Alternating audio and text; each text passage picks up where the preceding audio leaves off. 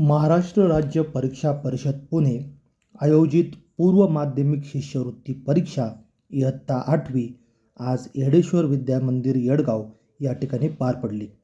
यामध्ये येडगाव, ओझर, उंब्रज क्रमांक 1, उंब्रज क्रमांक 2, Hiware Khurd, Kukdi valley public school Yedgaon, Chalakwadi, Pimpalwandi या सर्व विद्यालयातून एकूण 124 विद्यार्थी सहभागी झाले होते.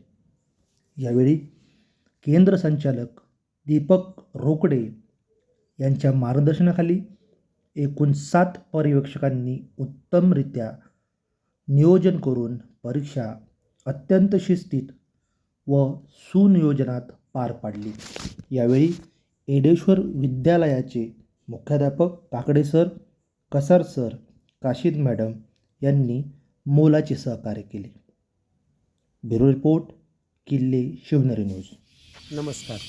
आज इयत्ता 8वीची शिष्यवृत्ती परीक्षा येडेश्वर विद्यालय येडगाव या ठिकाणी संपन्न होत आहे. या ठिकाणी 124 परीक्षार्थी सहभागी होत असून अगदी ओझर, चाळकवाडी, पिंपळवंडी, येडगाव परिसरातील 6 शाळा या ठिकाणी सहभागी होत असून अगदी मोकळ्या वातावरणामध्ये नियोजनबद्ध पद्धतीनं या ठिकाणी परीक्षा पार पडत आहे. तर मला असं वाटतं मुलांनी वर्षभर केलेली तयारी आता 1.5 तासात त्यांना त्या ठिकाणी नोंदवायची आहे. मुलांना सगळ्या प्रॉपर सूचना देण्यात आलेल्या आहेत, त्याप्रमाणे कार्यवाही चालू आहे. कितव्या इयत्तेची शोध आहे सर? इयत्ता 8वीची आपल्या सगळ्या या परिसरातील 124 विद्यार्थी या ठिकाणी परीक्षा देत आहेत.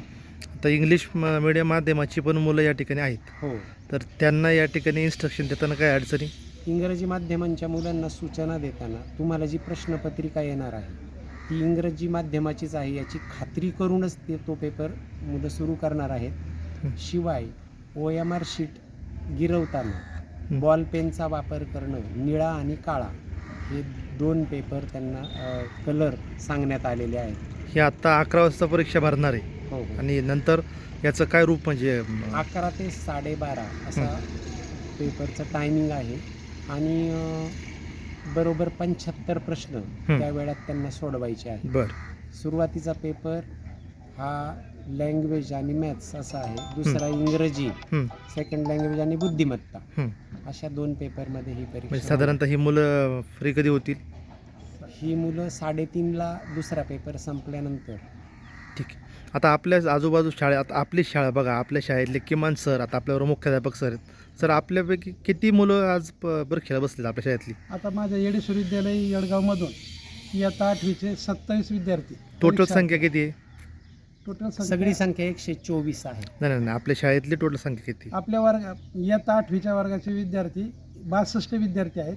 त्यामध्ये 27 विद्यार्थी परीक्षार्थी आहेत. आणि यामध्ये पिंपळवंडी असेल, चाळकवाडी असेल, उंब्रज नंबर 1 असेल, उंब्रज नंबर 2 असेल, ओझर असेल आणि कुकडी व्हॅली असेल, एवढ्या शाळा आपल्या या केंद्रावर बऱ्याच वर्षापासून इयत्ता 8वी शिष्यवृत्तीचं केंद्र हे येडेश्वर विद्यालय येडगावमध्ये चालू आहे. या परीक्षेला बसायला सर काही क्रायटेरिया असतो का? 7वीचे मार्क किंवा याला बसायला दुसरं काही वेगळी रूपरेषा असते का? शिष्यवृत्ती परीक्षा आहे. यावर्षी 25-26मध्ये इयत्ता 5वी आणि 8वी या 2 वर्गांसाठी ही शिष्यवृत्ती परीक्षा होत आहे. याच वर्षी पुन्हा 4थी आणि 7वीसाठी सुद्धा शिष्यवृत्ती परीक्षा शासनाने आयोजित केलेली आहे, परंतु ती एप्रिल महिन्यामध्ये होणार आहे. त्याचा निर्णय थोडा लेट झाल्यामुळे एखाद्या वेळेला असं होऊ शकतं की इयत्ता 5वी आणि 8वीची आत्ताची जी परीक्षा आहे ती पुढल्या वर्षी होईल ना होईल याची काही शक्यता आम्हाला सांगता येणार नाही, परंतु 4थी आणि 7वीसाठी ही परीक्षा लागू होणार आहे. अशा प्रकारचा शासन निर्णय आहे. याच्यामध्ये जास्तीत जास्त मुलं कशी शिष्यवृत्तीला बसतील? केंद्र संचालक म्हणून रोकडे सर यासाठी काही नवीन उपाययोजना राबवता येतील का? मला तर नेहमी असंच म्हणायचं आहे, जसं यात्रा आली की घराची साफसफाई होते, दिवाळी आली की साफसफाई होते, तशी शिष्यवृत्तीची परीक्षा हा गणित, विज्ञान ह्या भाषांवर प्रभुत्व मिळवण्याची एक सुवर्ण संधी आहे. सगळ्याच पालकांनी आपली जास्तीत जास्त मुलं जर बसवली तर मुलांची गणिताची, बुद्धिमत्तेची, स्पर्धा परीक्षेची सुंदर तयारी होते. ज्यावेळेला ती मोठी होतील आणि ज्यावेळेला त्यांना स्पर्धा परीक्षेतून MPSC UPSCला जायचं असेल त्याची ही पूर्वतयारीच आहे.